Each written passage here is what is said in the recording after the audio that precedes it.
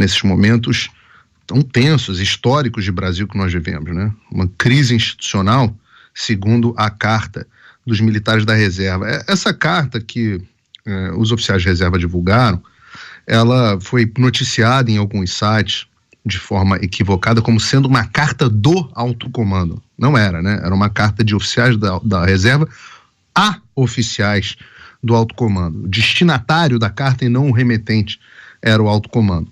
E como o Zé Maria falou bem, muitas vezes os oficiais da reserva, por poderem se manifestar, se manifestam, externam os sentimentos que não podem ser descritos pelos oficiais da ativa. E portanto, eu apurei sim que esta carta, essa manifestação dos oficiais da reserva será a pauta da reunião do alto comando que começa nesta terça-feira, reunião do alto comando do Exército. Eles discutirão sim isto dentro da pauta dele, porque externa o sentimento de parte da tropa que eles comandam. Muitas vezes o alto comando está lá longe, lá em Brasília, todo mundo, então nos seus respectivos comandos, e muitas vezes não sabem o que está acontecendo, o sentimento de perto da tropa, e essas cartas ajudam. Será a pauta também dessa reunião, isso é importante para as pessoas que estão assistindo em casa, essas manifestações, já há mais de 3 semanas, as pessoas ininterruptamente, diariamente nas portas dos quartéis, clamando por socorro. Essas pessoas estão sendo sim ouvidas, às vezes dá a impressão que não estão, mas estão, e eu apurei que estão. Os militares, eles costumam ser meio surdos quando as disputas são disputas de políticos e tudo mais, mas clamor do povo é algo que eles costumam escutar. É importante, todas as nossas autoridades deveriam escutar os clamores do povo, né? Agora, eu também apurei, em relação a esses clamores populares, que isso que o Zé falou está absolutamente correto. Há articulações em grupos de militares para uma nova manifestação, e essa a ser feita por oficiais da ativa. Da ativa. Ela não deve ter teor político, porque, como o Zé Maria disse, os militares são proibidos de falarem sobre política, de se manifestarem politicamente, mas ela deve ter um teor institucional. Eu pude ver um rascunho dessa manifestação. E eu posso dizer, estou aqui simplesmente externando o que eu estou vendo dentro da caserna, que eu nunca vi tanto descontentamento, tanto consenso de descontentamento. Porque até pouco tempo atrás, virtualmente todos os militares com quem eu conversava, eles viam com naturalidade os acontecimentos políticos do país, até em momentos graves, né? Mas parece que essas últimas ações do Supremo Tribunal Federal, elas entornaram o caldo. O Xandão arrebentou a corda. E isso aqui, obviamente, é a minha percepção, e vamos ver se ela vai ser traduzida em alguma manifestação mais explícita. A última vez, e eu fui pesquisar isso, as pessoas às vezes não entendem o tamanho do que seria um grupo de coronéis e outros oficiais da ativa se manifestarem. A última vez que os oficiais da ativa do Exército se manifestaram foi sob o governo de Getúlio Vargas, em 1954. Naquela ocasião, 80 coronéis se posicionaram sobre as tensões políticas no país e a crise de comando que as forças estavam vivendo.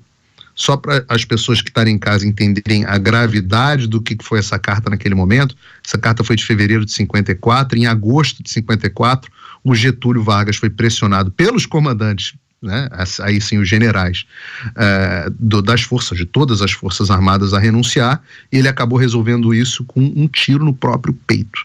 Então, da última vez que os oficiais do Exército Brasileiro da ativa se manifestaram, o presidente deu um tiro no peito alguns meses depois. Então, e foram 80, né? O que eu tenho visto aqui é a expectativa da assinatura de talvez centenas de oficiais.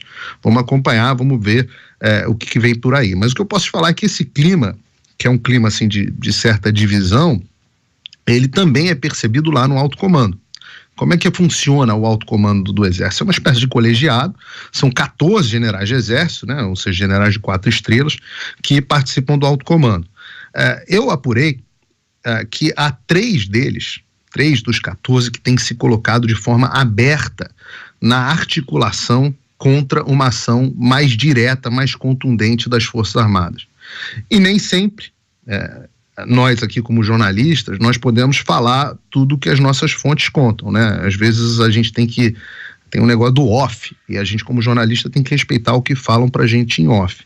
Mas hoje, por um dever cívico, eu vou ter que dar nome aos bois aqui.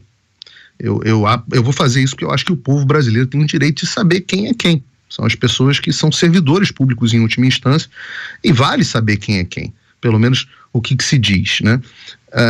Os três que estão agindo abertamente são o comandante militar do Nordeste, o general Richard Fernandes Nunes, o comandante militar do Sudeste, o general Tomás Miguel Miné Ribeiro Paiva, e o comandante militar do Sul, o general Valério Stumpf Trindade.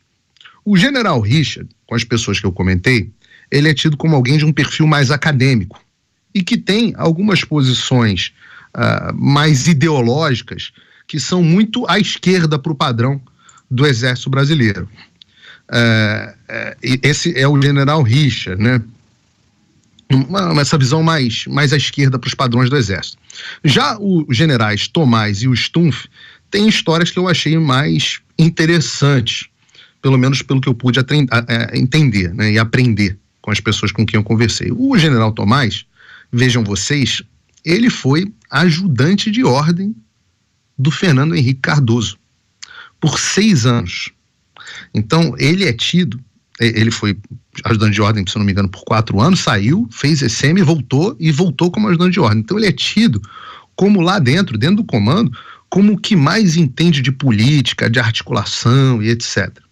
E também é tido como uma pessoa bem mais progressista. Quando ele foi comandante da AMAN, por exemplo, a academia, né, Academia Militar das Agulhas Negras, que forma os oficiais do Exército, muita gente reputa ele uma mudança na formação acadêmica, né, dos nossos militares do Exército, que hoje impactam negativamente a formação deles, umas coisas bastante progressistas para a AMAN.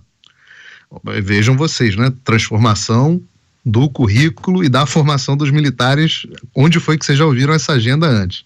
Já o general Stumpf, ele é conhecido em Brasília, e estou falando aqui, não estou cometendo, nesse caso, nenhuma inconfidência, porque é público, todo mundo me fala isso, que ele é muito amigo de infância, né, colega do Colégio Militar, do ex-advogado-geral da União, do governo Bolsonaro, que é o José Levi Melo do Amaral Júnior.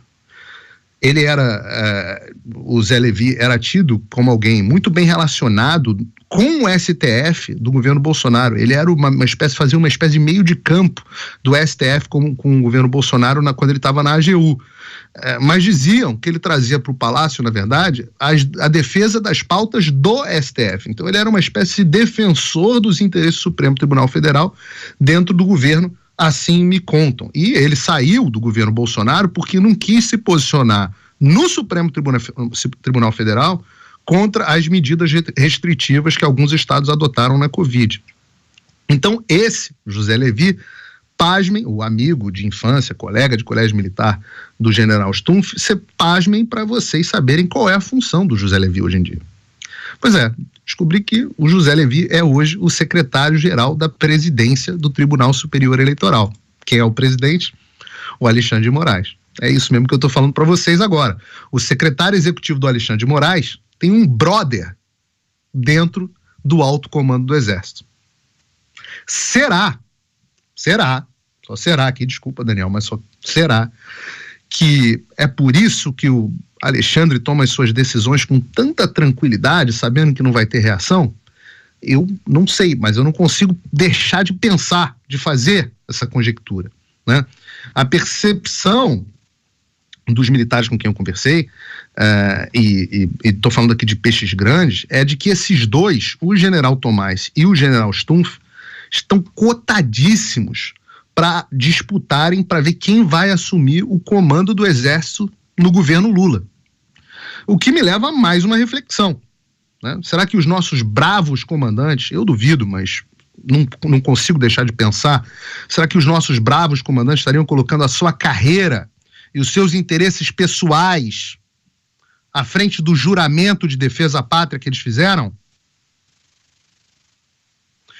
Jesus Cristo dizia o seguinte no Evangelho de Mateus: ninguém pode servir a 2 senhores, pois odiará a um e amará a outro, ou se dedicará a um e desprezará a outro.